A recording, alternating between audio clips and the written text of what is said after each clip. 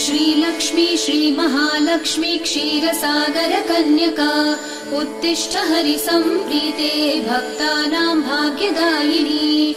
श्रीलक्ष्मी श्रीमहालक्ष्मी क्षीरसागर कन्यका उत्तिष्ठ हरिसम्प्रीते भक्तानां भाग्यदायिनी।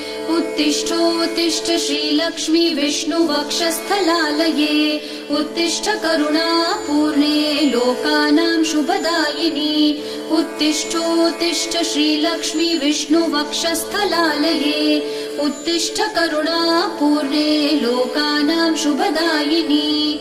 श्रीपद्ममध्यवसिते वरपद्मनेत्रे श्रीपद्महस्तचिरपूजित पद्मपादे श्रीपद्मजात जननी शुभपद्मवक्त्रे श्रीलक्ष्मी भक्तवरदे तव सुप्रभातम्।